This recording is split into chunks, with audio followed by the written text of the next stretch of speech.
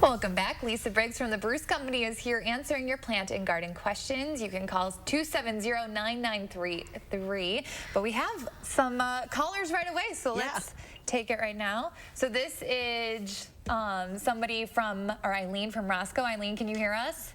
Yes. Hi. I understand you have a huge rubber tree plant that is 10 years old. You have it outside, but you brought it in? Yes. Yes, and hi to Lisa. I saw her at the garden show over the weekend on It was Friday. very busy.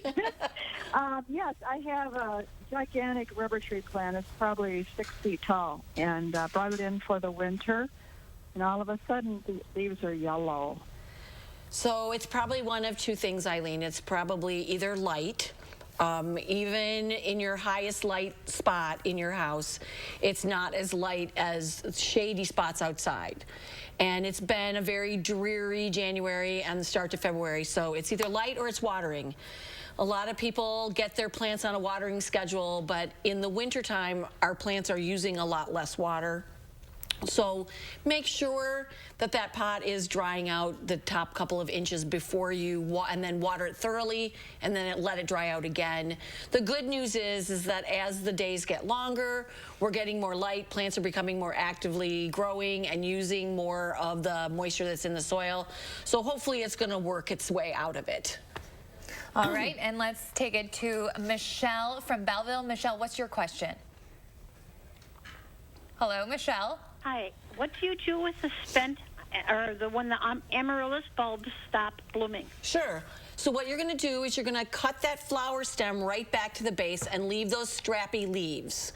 A really good thing to do with them is to put them outside once it gets nice out, so after Memorial Day, in a morning sun location, keep them watered, feed them, and then there's a little bit of a process to get the bulbs to rebloom. Basically, you have to mimic a dormancy period. But we have handouts on that at the store, so next time you're in the garden center, stop by the plant desk and we'll give you instructions. All right, let's take another caller. We have LaVonne from Madison. Hi, LaVonne, what's your question? Hi, Lisa. I got a question. We bought some shamrock plants from you, and 2 of them are in bloom, but the third one that's got the cross on top isn't. Will that bloom?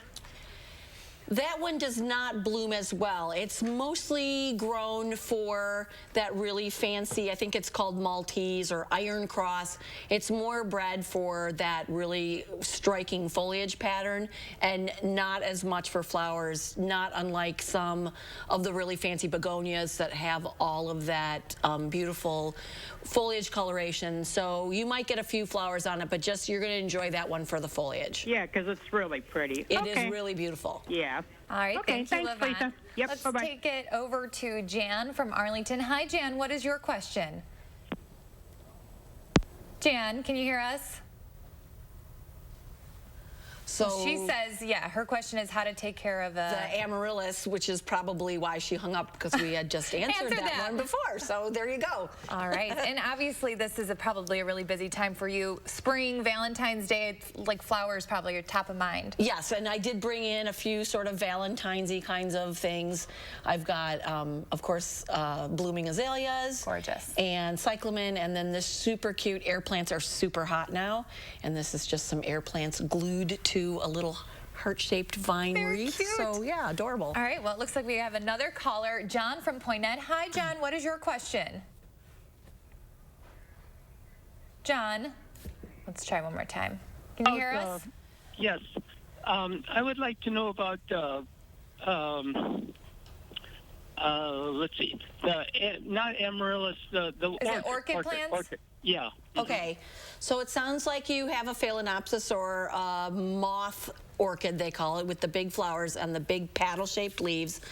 A lot of times when the leaves are sort of shriveling, it's a sign of underwatering, and that might be just that your potting medium is starting to deteriorate, and so that bark mixture that it's in is not holding as much moisture. So maybe at the end of the month, closer to the middle part of March, you're going to want to repot it, and that should help. Thank you, Lisa.